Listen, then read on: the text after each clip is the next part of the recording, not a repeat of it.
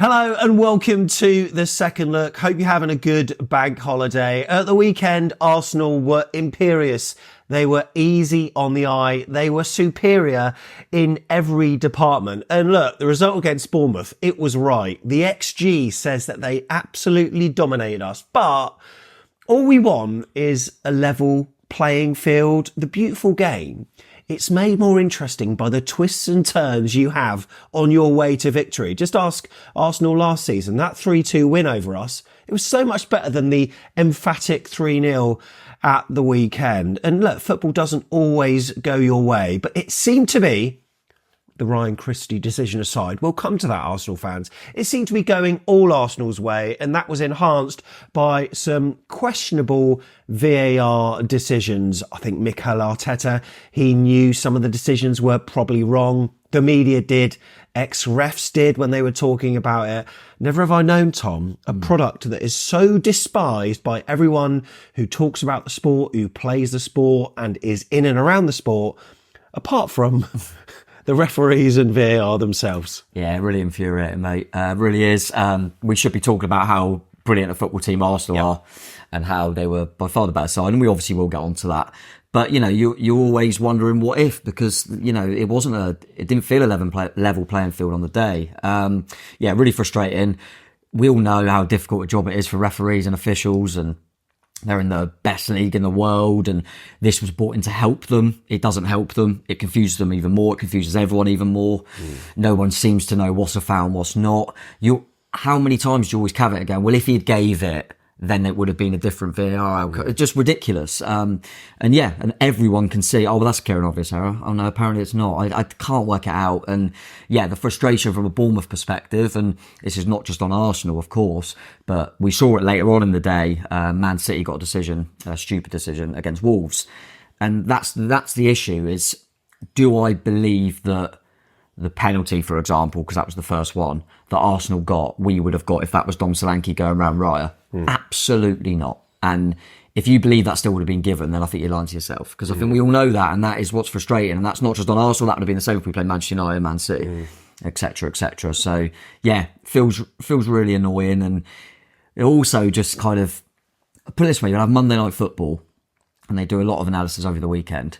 If them decisions were the reverse, so all the decisions that went for Arsenal went for Bournemouth, they would spend an hour talking about it. Because there's a bigger picture with Arsenal. Obviously, they're competing for Manchester City, because we're competing for nothing, seemingly. Yeah, they won't hear about it. If you do, like Match of the Day or any sort of these shows, they'll almost be amused by it and go, God, Bournemouth didn't get good decisions there, did they? Oh, what a shame. And it really just grinds your gears. But listen, I've got to say, Arsenal were brilliant again. They've been brilliant all season, and yeah, they were. If you take away the fact that I'm there as a Bournemouth fan, they're a joy to watch at times. They really are. So it was 3-0 to the Gunners at the weekend. It was live on TNT, and that means that you can go on their website and watch a few decisions back. And in this show, we are going to do just that. The ones that went for us, the ones that went against us, seemingly more of the latter. But before we get started, look, you might be listening to this on our audio pod. If you are, you could really help us out by leaving a 5-star review, whether you're on Apple Podcasts, Spotify, whatever. There is a place to just tap 5 stars. We would truly appreciate it. That's if you think we're 5-star worthy, that is. If they're watching on YouTube, Tom, they can also do a couple of things, right? Yeah, click the subscribe button. That's the main thing. Really appreciate that. Get them numbers up. And yeah, if you click a like, that always helps the algorithm and all that good stuff. And if you click the bell as well, then you'll be notified when there's any videos out. So yeah, appreciate all your support.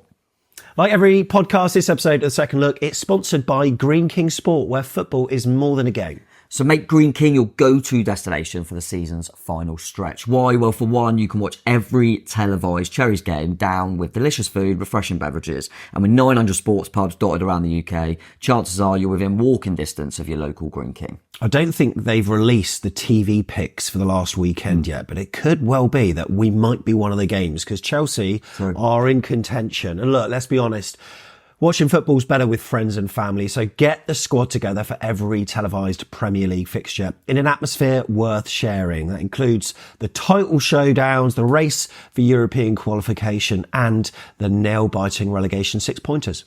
Yeah, don't forget to download the Green King Sport app as well. Loads of exclusive competitions and discounts whenever there's a game on.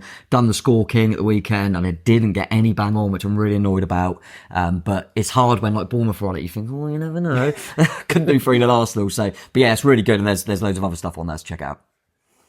So let's check out the league table then. 3 games to go for Manchester City. Look at their form. Can we start doing you see it sometimes, I noticed it when Liverpool played Tottenham. They show the league table after the game, and because they're both in the top half, they don't even bother showing the bottom half. So we could start doing that at the moment. We could just do. about, mate. Because even though Villa didn't help us again, Villa, by the way, Aston Villa, we've been praising them loads, haven't we? We love Villa. They're brilliant, right? And they've been amazing. But whenever I feel like they win every week. They've beaten Arsenal twice.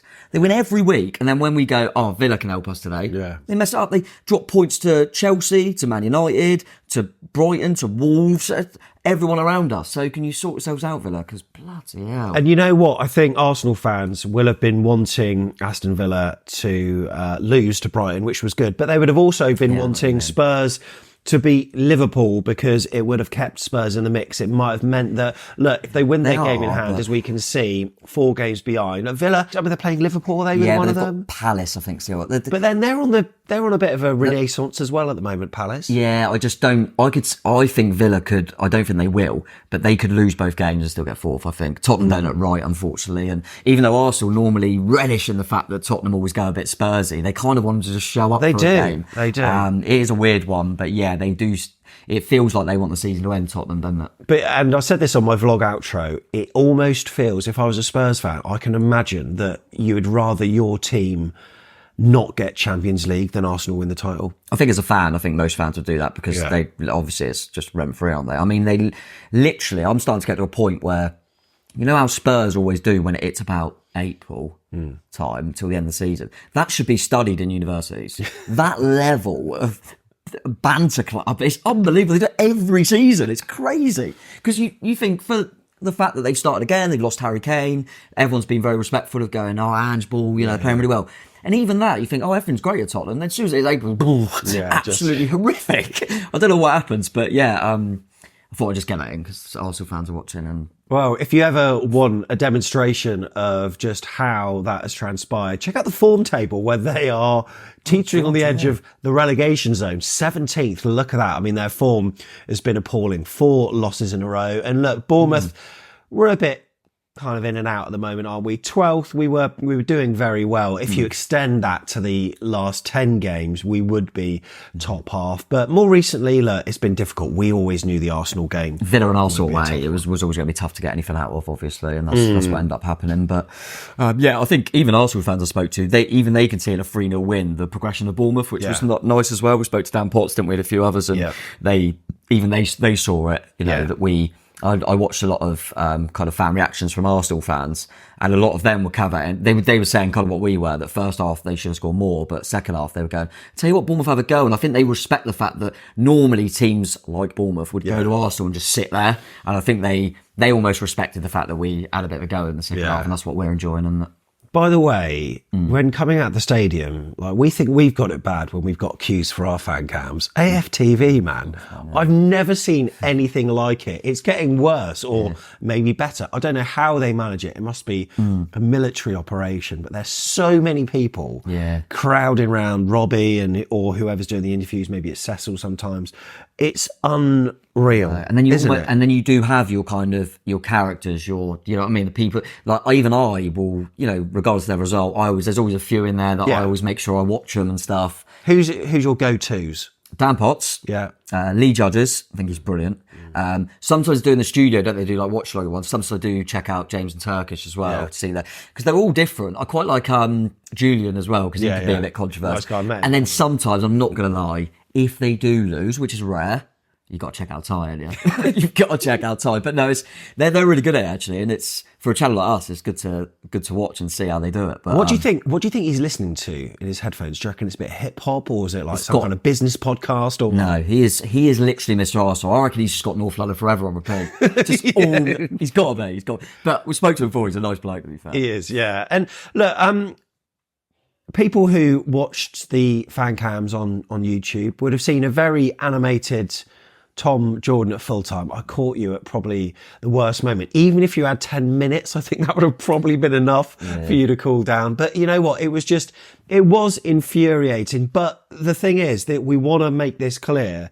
The result was absolutely right. Arsenal were superior. We said that at the start of the show, but it's just very difficult when you feel like you're up against not only a world-class football team, but also VAR. And you made the joke about football's 12th man, like Arsenal seemingly had one, but there were a couple of decisions, well, one in particular, that we didn't see inside the stadium that we'll talk about of course, during this. And look, people lose their heads at football. And there were a few comments, and you did your sort of follow-up video that we linked in the pinned comment on the fan cams. You sort of said, look, I'm going to put the salt away sort of thing. But what would football be without those kind of reactions? Like outside the stadium, just at full time, inside the stadium. I mean, there would be no atmosphere if people didn't have these opinions. I remember Lee Judges, after one of our victories at them, straight on AFTV, called Bournemouth a pub team. Now I've met Lee a number of times. He was at the FCA's, wasn't he? We've done web chats with him. I saw him at the Hilton before our last game. We had breakfast there, and I've seen him a number. He's sound and he's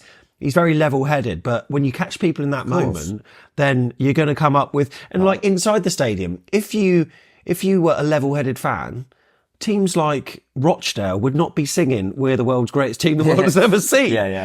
So what? Let's just embrace those moments. But it got a bit confrontational, especially when some Arsenal fan likes to come past and swear at you and stick the knife in when you're trying to talk about the game. You didn't appreciate that, did you? No, like you said, I happen to be the first on. We didn't. Sometimes when we do home games, particularly, people know we go to the same spot. So sometimes get there and there's a few people waiting. And I very often go, I'll go on, because I just think I want to have a cigarette. Just calm down a little bit. But equally, I always think, the whole reason we do the fan cams, but also this show, is because then it's really good in the sense that I think anyway, you've got your instant reaction, and then you go, right, now we've divulged it, we've seen, looked at the stats and thought about it a little bit more in detail. And I do it on our Telegram group where I do player ratings and stuff.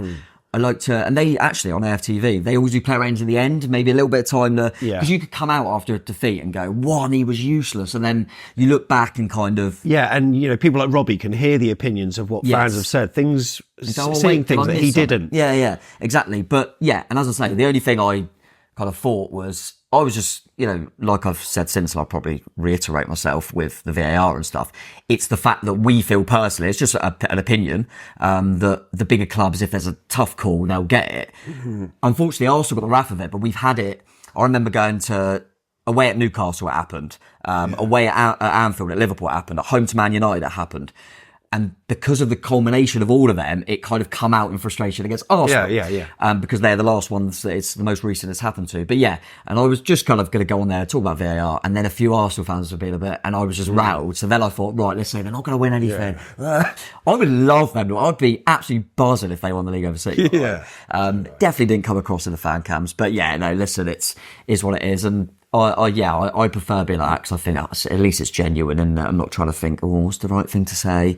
Just kind of say it. I apologise for any language and stuff. I normally try and keep myself on fan cams. We cut that. It's fine. We cut it. Don't worry.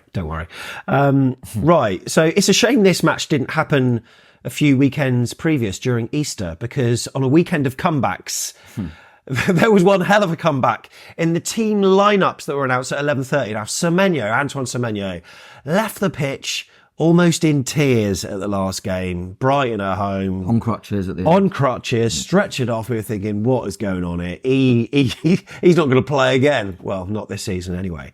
TNT, by the way, people who were watching that, eagle-eyed viewers, might have realised they accidentally put the team sheets up 10 minutes before the allotted time at 11:30. So at that point, people may have realised, if they wound back or paused, that Kelly was not in the squad, but also Antoine Semenyo was not only in the squad, but starting. Our song for Antoine Semenyo says "You're indestructible."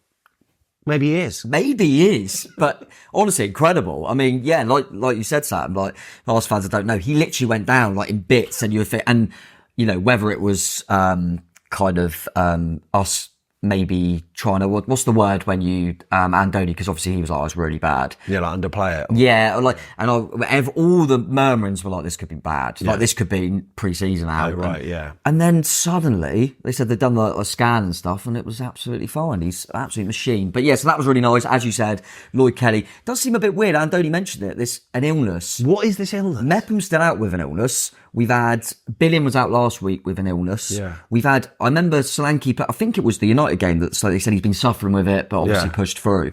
We've had quite a few with illnesses and a bit of a bug going around, so I'm not sure what that is. But yeah, unfortunately Lloyd missed out because of that. But fortunately, the only other doubt was Senesi, so I was glad he was available. And to be fair, it just meant we had to stick with Atara at left back, which I'm sure we'll come on to. And yeah, but it was a nice team. I did expect nothing against him now, but I expected against the calibre of opposition, weren't going to play two strikers. He was going to bring Christie back in.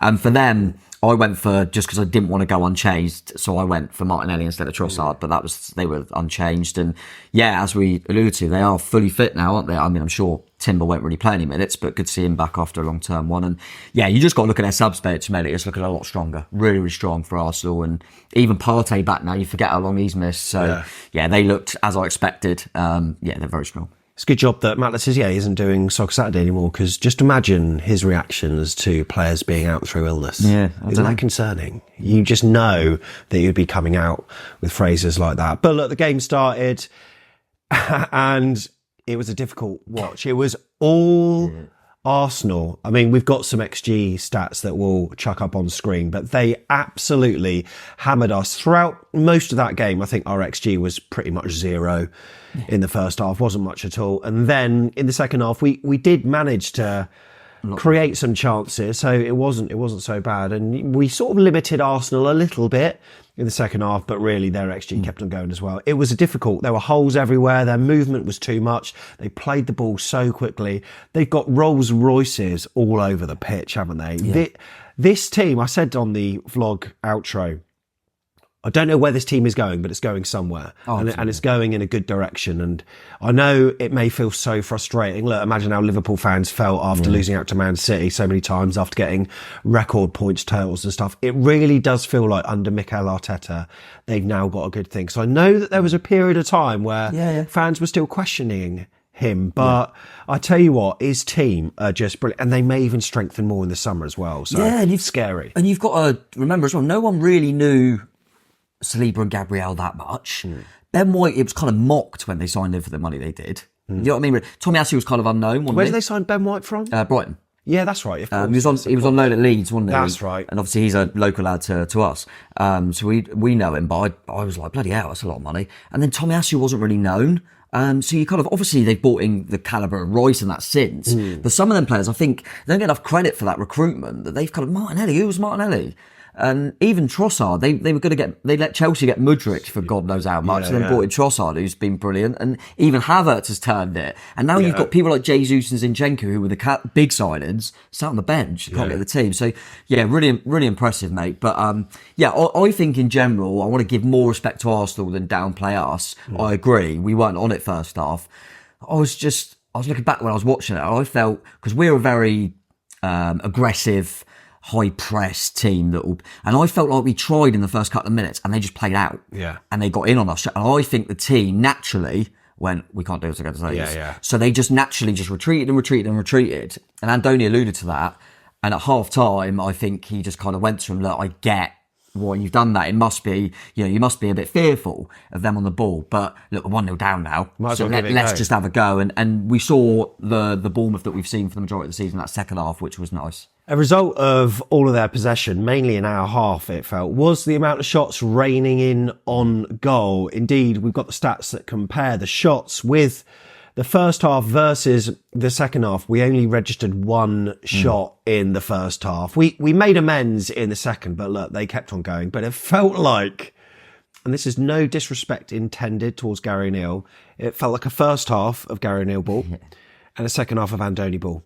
And look, this is a compliment to Gary in some ways, because it was only a dodgy penalty that put them 1-0 up, and yet we lost the second half more emphatically. So it's not a negative slant on Gary, but Senesi outstanding blocks. Zabani, Travers coming in with One saves block as well. from Smithy, by the way. I didn't realise at the time it was Smith. So what a block. And Travers, big up. I mean, when I was watching that game, he's making all these saves. I was thinking, if Arsenal fans don't know, he's come in, he's been our number 2. He's come in the last 2 games prior to this and kept 2 clean sheets. Yeah. And I was thinking, if he keeps clean sheet here, just give him a lifetime contract, because it's unbelievable. I thought he'd done really well. It was even like a few times it was like, we know their stats on set pieces. He'd come out and done a really good punch on one.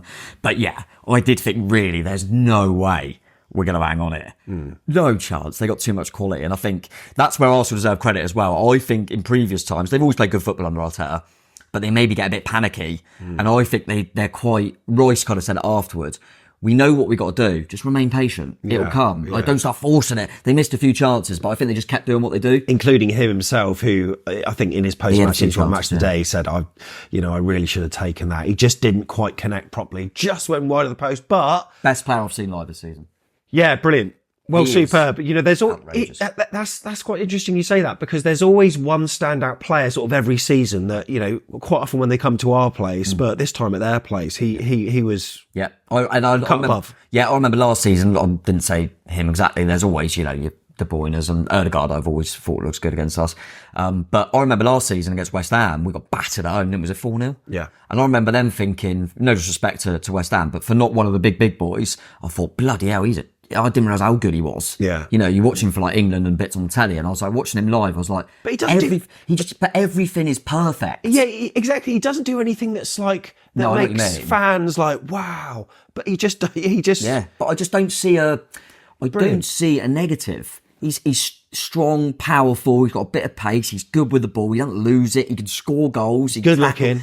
He's decent looking. He seems like a decent guy. It's really annoying. But then I think we've got him at England, and that is lovely. But yeah, and I do think I saw mentioned earlier about watching a few Arsenal fans' reactions after. I thought they were right, actually. Thomas Partey helps him because having Thomas Partey back gives him a bit more freedom. Yeah, because he doesn't have to be. It works quite well. So yeah, I just thought he was outstanding. However, were we lucky to have 11 men on the pitch? So there was we got to say that we didn't even see this, and there was no chat within the AFC Bournemouth fan base at half time. No one even mentioned it. So a lot of Arsenal fans coming onto our fan cams, obviously having the hindsight and the power of being able to watch it on TV and see multiple replays, things that we couldn't do.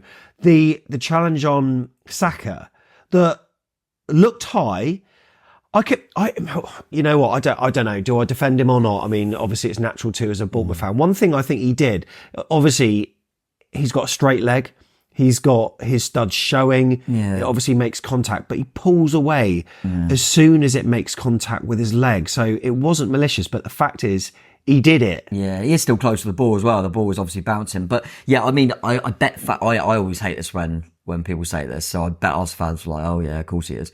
But genuinely, Christie's not a player that ever looks like getting sent off. Or do you know what I mean? So I definitely think he's just misjudged it slightly.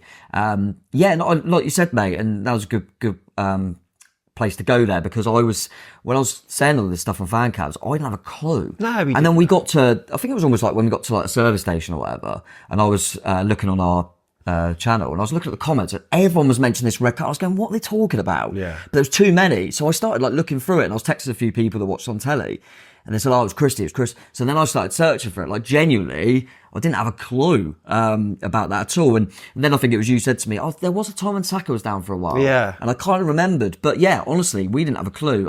Looking at it, if he had got sent off, I would have understood. I'd gone, yeah. Yeah. But I think, I was speaking to someone that said, actually, because he did get a yellow, and they were saying, but he actually made a few other fouls after that. It was more surprised he didn't get another yellow. Okay, that's fair enough. So yeah, we maybe got away with that one. I don't think that's as blatant as the other decisions. We saw, I mean, people watching on YouTube will have just seen the picture of Saka and the sort of greys that can I just say something? Like, I don't want to be defending Christie at all.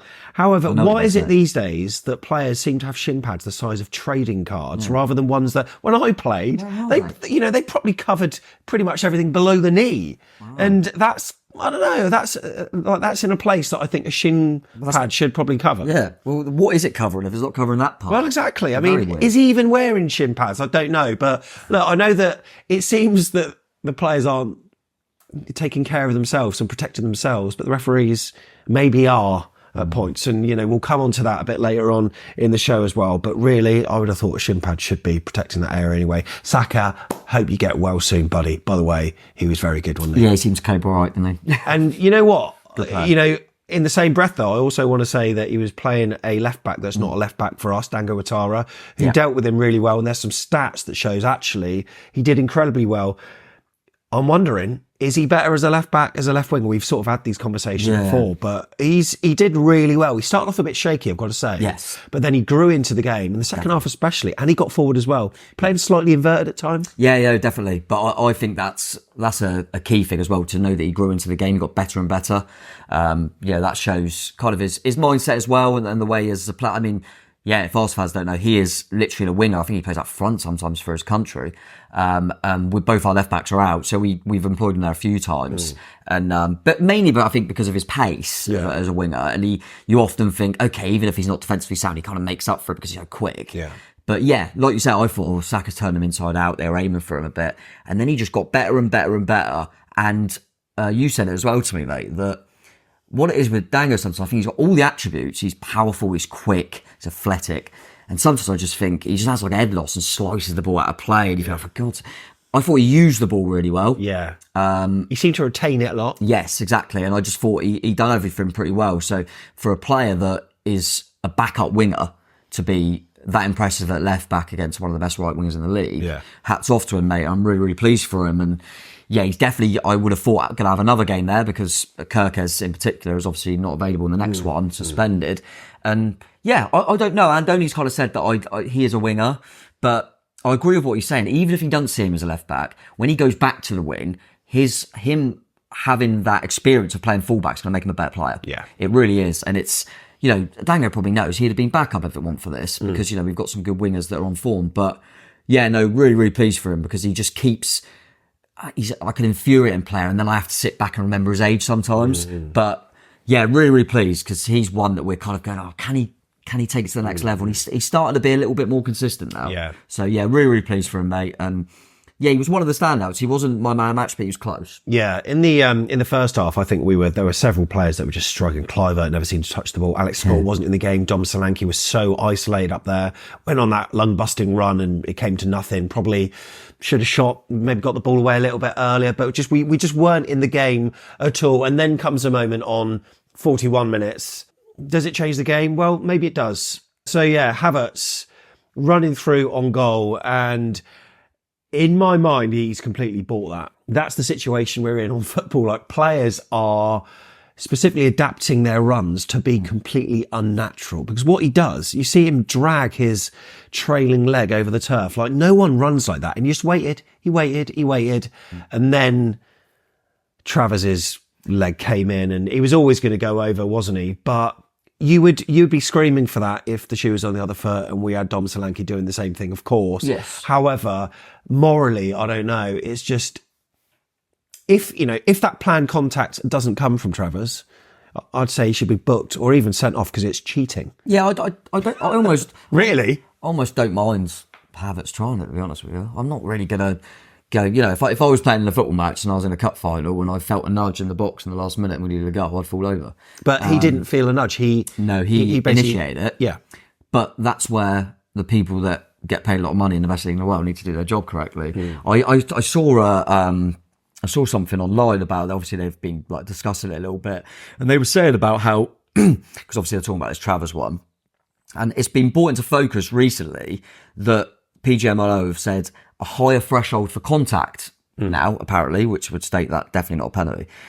On the same day, Sheffield United felt that Ryan Yates' goal for Nottingham Forest should have been ruled out. There was a little bit of a nudge in the build-up. But they said the goal stood because it was small contact, maximised the fall. So if that's the case, they're saying here, Travers on Havertz, how is that a penalty? Honestly, and Travers, I don't know if you've seen Travers's kind of take that he talks after the game. He's so bang on with what he says. As a goalkeeper, because I don't know as a goalkeeper kind of what he's thinking. I thought he put it really well. He said, I don't understand as a goalkeeper, because if I've got to come out there and I've got to make myself big in case he shoots. So I've made myself big in case he shoots, and then he's just kicked me and just made contact and fall over. What am I supposed to do? Am I supposed to stand still? It's impossible for the goalkeeper. I mean, the way he did it very professionally, so it almost looks part of the run. But it's almost like Havertz could run through and literally stick out a leg to his right, completely unnatural. And because it's made contact, therefore it goes down. So he was lucky to get the contact, 'cause otherwise I think it should be booking, because that's what you're trying to do. You're trying to... Yeah, I don't even mind if the ref in the speed it is and in the game he thinks he's been caught there by Travers' penalty. How then have we got technology that looks at that and doesn't... How? I cannot get my head round. Why have they not said to him, we think he's initiated the contact there, Travers hasn't fouled him, do you want to have a look? I don't understand it at all. I really do. I think if you're a football puritan, you absolutely hate that stuff. But if you're a fan of a side that is trying to chase down a footballing juggernaut that is Manchester City, you would be absolutely loving that decision. And look, on TNT, I think it was Mike Dean apparently didn't think it was a penalty. And but I notice on these type of shows, I think Peter Walton's the other guy that they have. They'll often say, Peter Walton, what do you think? And they'll say, well, actually, I think that this will probably be overturned, or this will be that. And then when it turns out that it's not overturned, they're like, oh, actually, yeah, I can see what's the point in you? I know, it's what's the point? It is absolutely pointless. I agree totally. They just say what the right thing to say is for them and their mates, really. But really frustrating, mate. And as I said, just a caveat to make it look like it's all against Bournemouth. The game later on, it was exactly the same. Wolves, Man City, never in a million years penalty for Man City, and they got it straight away. And that's what we're alluding to. Honestly, even Arsenal fans, it doesn't matter, does it? You would have won anyway. But does Dom Solanke get that? Of course he does. And if that's at the upper end, there is no way. You know what? I would love it to be. I think I said this to you in the car at the end. I would love it. Surely in this CGI, like AI world or whatever, there must be a way for these people sat in their little booths 100 miles away like a bloody James Bond villain with a cat on their lap making all these powerful decisions. Surely there's a way that they can present a football match to them where there are literally there's a team wearing red shirts and a team so you don't know who the players, blank out their faces, do whatever, just show the actions of what's happening, so they don't know that team's Arsenal and that team's Sheffield United, that team's Bournemouth, that team's Burnley, and then just make the decisions based on a game of football rather than a must-win match for Arsenal and a game that doesn't really matter to Bournemouth. Absolutely. Who've got a lot less fans than what Arsenal have. I don't know, but it's so frustrating. But the thing is, we're moaning. Arsenal deserved the lead at half time. They did. And they deserved the 3-0. In the second half, 2 more goals were scored. Bournemouth, though, we were much better. We were much more competitive. Yeah. Dom had a very early chance from an angle where he was put through. Reminded me of Buonanotte.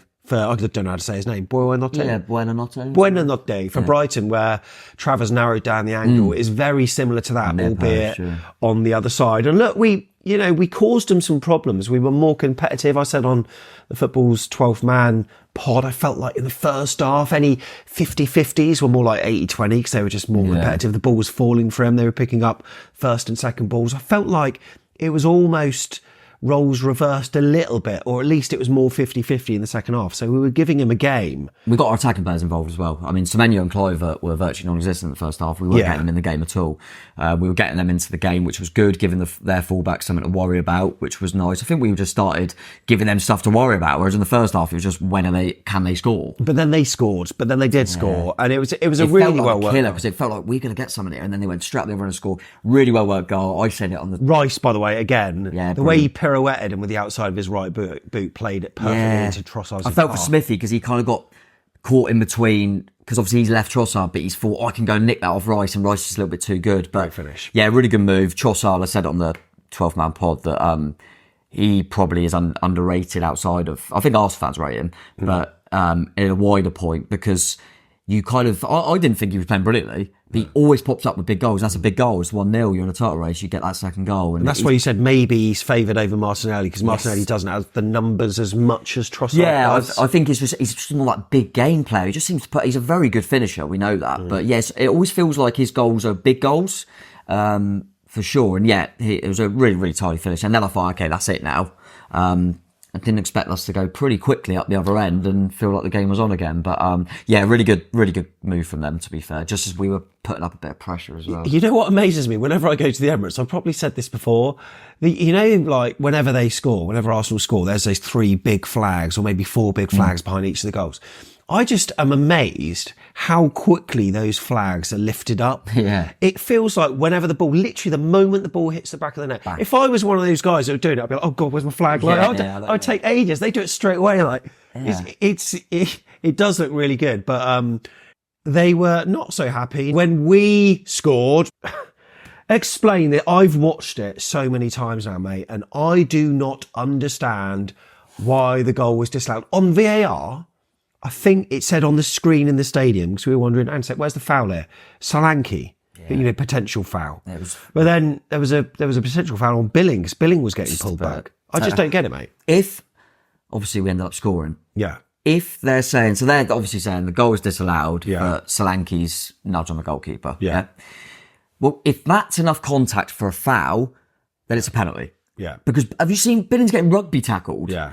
Solanke's literally done that. I mean, it's absolutely outrageous. I think the issue here is that Raya has misjudged the run when he goes to punch the ball. Yes, there is the slightest bit of contact, but because he almost runs too fast, his body looks like it's been fouled. He tries to punch, but his body's arched because he basically misjudged the flight of the ball. Dom Solanke, I'm not being funny, he did not influence his run in any way, shape or form. There's the slightest of nudges. If there's no contact on the keeper, that's allowed, make that a rule. Ridiculous. Make that a rule if that's the case. We're actually watching it back here, by the way. Whereas Billings getting look at Billings, the boy's getting absolutely rubbed. So they're literally saying when that ball comes in that Solanke's is more of just absolutely outrageous. I mean, Billings getting absolutely battered in the box, and they just why is that not looked at? I can't get my head around it. But hilarious that Christie still missed the open goal, by the way. But there were a few bodies in the way, but I tell you what though, he did well because the ball was in the air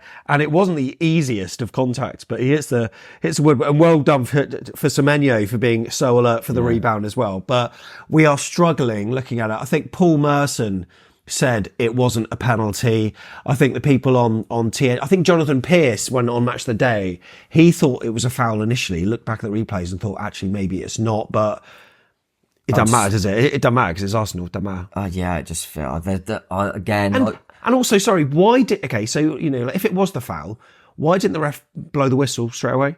The first time he blows the whistle is when the ball hits the back of the net. Yeah, exactly. Yeah, no, I know what you mean. Why? But it's strange. Again, it's that thing where it's just opinion, but literally you telling me that if that's against us up the other end, that's disallowed. Of course it isn't. We all know it isn't. It doesn't help that all the Arsenal players have all got their arms in the air like they're disputing something, but you notice that like every single team will do that, even if there's bodies everywhere. Yeah, and they'll put their arms in the air, just go to the ref, oh, come on, even though sometimes there's not a legitimate reason to do so. It's muscle memory. It's what they do. It is absolutely scary, mate. And I think Chris Temple even tweeted, he's abroad, he wasn't at the game, but he said, frame it under which editorial decision you choose. But today, Bournemouth have suffered one poor decision and then an absolutely shocking one. I think Mike Dean actually also on the TV said it was either a penalty for Bournemouth or a goal. This game does stink sometimes. And look, like you said earlier, it might not have changed it. It might not have, but I said it on the post-match reaction on Dan's channel. Like, it's one of those like Frank Lampard in the year. Was it the World Cup in the Euros? Or World Cup. Was it the World Cup? Germany. Where I think they were 2-0 up and we could have made it 2-1 that. And you just don't know what's going to happen after that. But alas, it didn't get allowed. And after that, I didn't think we were really in it at all, were we? We were much better. Yeah, that was the killer though, wasn't it? It was kind of like, now we still got to get 2. We were a bit frustrated. And then obviously, the annoying thing was, I don't know why we were talking about this, weren't we? 3-0 sounds so much worse than 2, even though it's only 1 goal. It does. But I didn't realise how late it was. It was like 97th minute that Ross, but that was a bit of an annoyance for us. Good move from them. But yeah, that was frustrating because it makes it look worse for us. But yeah, after that, it kind of petered out a little bit. And a good goal by Rice to finish it. I actually thought at one point he took a touch too many, and I thought, I thought why it did was you too say wide, it? But so look, we've given Neto stick. Yeah, I think Could Travers have done better there? Yeah, I don't think it's like a massive error, but I think Travers, if you're a goalkeeper, like you say, it's not a mistake, but he would look back at that and go, oh, I should have done a bit better there because it's hit. Yeah, it's the kind of way he dives, he doesn't give himself as much of an opportunity. So yeah, I thought at the time and looking at it back, Travers could do a little bit better there. He's done enough saves in the first half, but yeah, and then it just kind of petered out and it looked pretty comfortable for him, but ultimately, mate, yeah, they're far superior all over the pitch. But from our perspective, I was pleased with the character and bounced back from a really difficult first half that we provided after the break.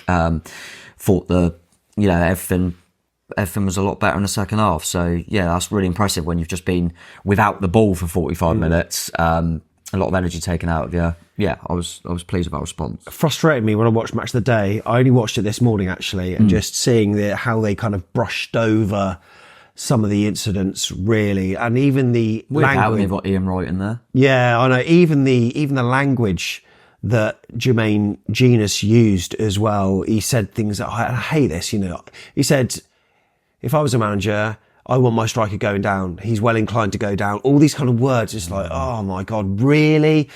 I don't know. It's in their best interest to appease the most amount of people. And let's face it, there are more Arsenal fans of Bournemouth, so I can see why. I want to also flag up Adam Smith's tackle on Kai Havertz. It was just brilliant tackle. Yellow card. Are players now getting booked for just travelling at pace and tackling on the fly? Like, why? Why is that? I mean, how are you supposed to stop the following through? That's the rules of inertia. That's what happens. Yeah, honestly, I couldn't believe it. It was great. He won the ball cleanly, and yes, there was some kind of... Game's gone. But yeah, I know what you mean. But the most frustrating thing is it didn't actually surprise me when he got booked for that. And it's a good tackle. But yeah, really frustrating. Smithy gets his fair share of yellows as well, and that was certainly one he didn't deserve. No, that's right. So yeah, 3-0 it was. We had a few substitutions that came on. I've got to say, mate, the substitutions were... on the whole, let's make a case for Roman Fev's on Martinelli. Yeah, that was good. But Phil Bill came on. He was the first sub. We're looking at the match timeline now. Yeah. He came on after the 2-0. Not working. Enes didn't really get on the ball much. It felt. No, I think Enes and Max Aarons come on and they didn't really impact the game. Billion could have won a penalty and then just gave the ball away most of the time he got it. Fev had a nice little nutmeg. Yeah. And that was, they didn't really impact the game, did they, too much? But unfortunately, we are in a position at the moment, obviously, we're playing against a really good opposition, and that's the only thing. No disrespect to any of them, because they're all good players, but we probably haven't, with the injuries we've got, it's harder to look at the, if you've got a Tavernier, a Tyler Adams, a Sinisterra to bring on to maybe impact, they'd probably be ahead of them, quite a few of them guys, but... yeah, it probably wasn't a great time. I think a few of them, especially Billing, were going to come on at 1-0 and they scored. Yeah. So it's never ideal when you're 2-0 down at the Emirates to come on and impact the game. It's very difficult. But look, the PGMOL and VAR, they got the result they wanted. I'm not being salty whatsoever. And then they got But actually, like I've said before, it does remind me of the X Factor, where one person gets voted out with a public vote or whatever, and then there's another one that comes down to the judges, who effectively can determine who gets the final. Yeah. So they can manipulate what they want. We're not bitter. They want that title race to go the last. Of course they do. Yeah, it's in everyone's interest. No, I do, to be fair, but actually no, I don't, because I think City got an easy game last game. I just want, I do want Arsenal to win it big time. But and as I say, it was, but it was even more cemented when you saw that. Then City go and get a ridiculous decision as well later on in the day. I think David Moyes, it looks like Lopetegui's going to be his successor. Will he go out with a bang? Actually. Yeah, it's a shout, actually. Isn't it? Really? Could do. Never know. Could do. Maybe Spurs will, because obviously they need a reaction after, they were 4-0 down.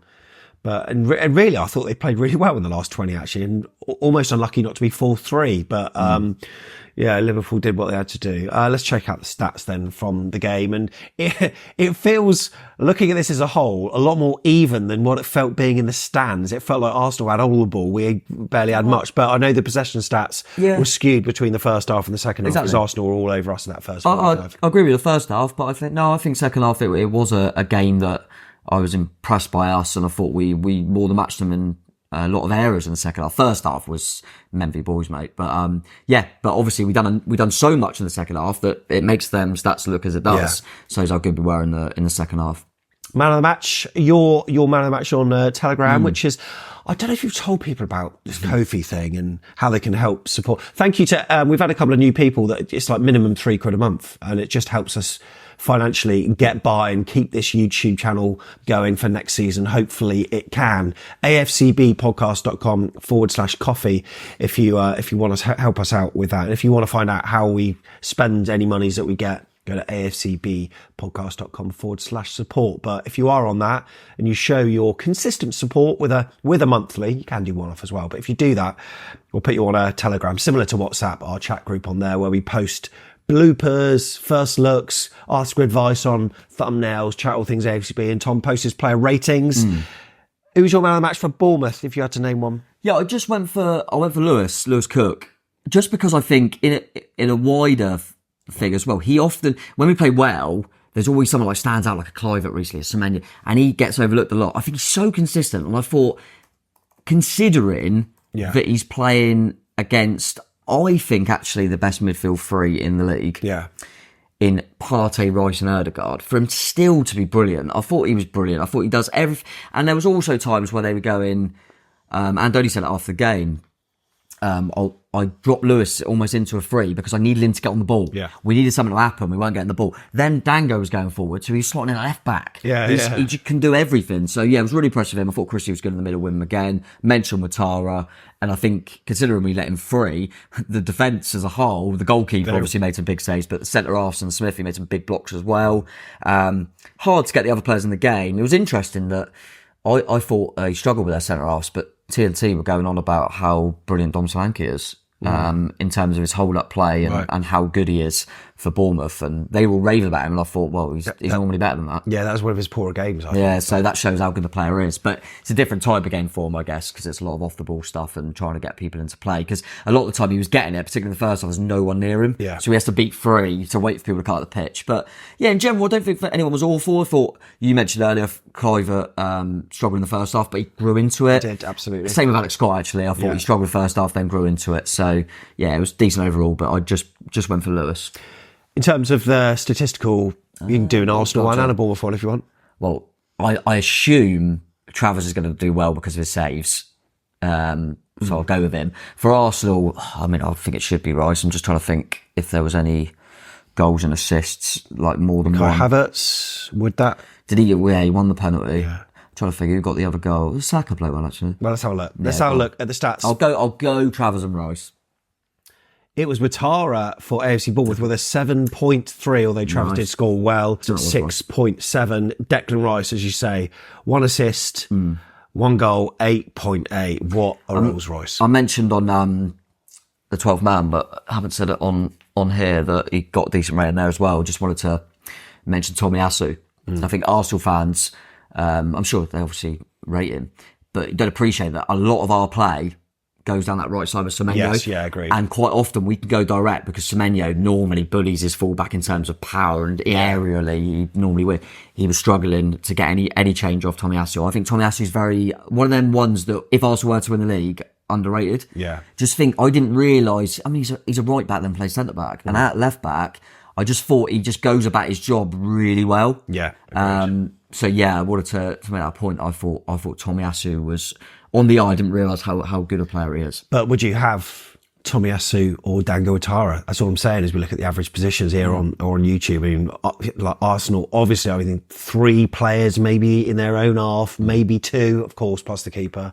You look at the keeper on the average positions of Arsenal, you go, well, just lob him. Yeah, exactly. He's on the edge of his box all game. But, you know, Dango Atara, who's his work rate there, I mean, absolutely phenomenal. Did really well. By the way, a stat that the Premier League posted about Arsenal's shots. Each of Arsenal's 10 starting outfield players had at least 1 shot on goal in their win against us. I noticed that's mad, isn't it? You know the goal that got disallowed for them because he was offside? Saliba. No, I thought it was Saliba. It was Gabriel. We all thought it was Saliba, didn't we? What? Who had the shot? Yeah, he scored. Who scored but got disallowed? Yeah. It was Gabriel, not Saliba. I was watching a match today and they went, it was Gabriel. I was like, oh, we all thought it was Saliba. Oh, you're joking. Yeah, it was Gabriel. There was a chance in the first half as well that they hit kind of quite straight at Travers at the angle.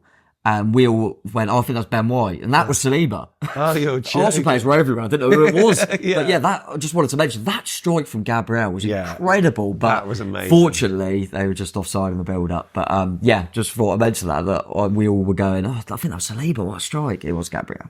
Superb. Right. Well, that is pretty much that. I mean, it's going to be an interesting run-in, or is it? I mean, What do you think? It's so mad. I was just thinking, like, a few weeks ago, we had one of the most exciting Premier League seasons that there's been for what's seemingly a long time. Now, I mean, Europe's basically done. The title's probably done. Relegation is possibly done. What I will say is, in terms of Europe, obviously now, annoyingly, didn't get the coefficients. So 7th Conference League is the last spot. Man United are 8th now. Chelsea are above them. Yeah. That could... What I'm saying is Man United have been in the European place virtually, so that could still be a little battle, which means that we might have a say in it on the last day against Chelsea. Yeah, that's but I know what you mean. The relegation I thought was going to go to the wire, and Luton, just as much as they huff and puff, they can't win games. and we don't know whether Forest are going to get points back this stage. So it's And Arsenal, do you agree with me that I think if I had to put money on it, I think both Arsenal and City win every game, which means City win the league. yeah, possibly, yeah. I mean, everyone will talk about the fact that obviously Arsenal do have to go to Old Trafford, but I just think Arsenal are far too good for. We've played United twice and haven't looked like losing either of them. We went to Old Trafford on 3-0, but yeah, I don't see them being. I do think Arsenal will get their job done, do their side. City just seem like too much of a well-oiled machine, and now you go, oh, is Haaland having a dip, and he goes and scores 4. Who have they got? Could someone like Fulham just? You never know. That's the one where I think it's mad, because on paper Spurs should be a difficult fixture for them. But I think they'll kill Spurs. yeah, but you never know. You never know, mate. But yeah, I do hope it at least goes to the last day, and you just never know. And then is it West Ham? You say they got, and then West Ham get an early goal. It'll just give you a bit of excitement on the day. Yeah. But listen, whatever happens, Arsenal, as you said, mate, as you said at the start of the show, they're going in the right direction for sure. And every time I go to Arsenal or I watch Arsenal, they're just that bit better every time. Just that bit more sturdy, and yeah, just a real tough nut to crack. And I used to think they had a little bit of softness, and there's none of that now. Yeah. And they are the two now, aren't they? You go, as Bournemouth fans, you go, City and Arsenal, you're stuffed. Yeah. And it used to be, well, could we nick something off Arsenal? Didn't it? It did, and we did before at home. So yeah, no, credit to them. And as I say, I've put the salt to the side. I hope Arsenal win the league. I hate VAR. There you go. Whether you've been watching or listening, we truly appreciate your time. On this Bank Holiday Monday, look, more content to come in terms of our away day reviews. There's going to be one for the Emirates coming up on this channel, so you can like, subscribe, hit the bell, and then we'll notify you. We'll ping you as soon as each new video is out. But for now, thanks for your time. Up the cherries. Up the cherries. Ramsdale, come on. We didn't even mention what I want Ramsdale on, by the way. By the way, if this ain't cut yet, I want Ramsdale on. It was nice for him to clap us afterwards. I think he wants to come back. Okay, I'll cut now, yeah? Yeah, okay.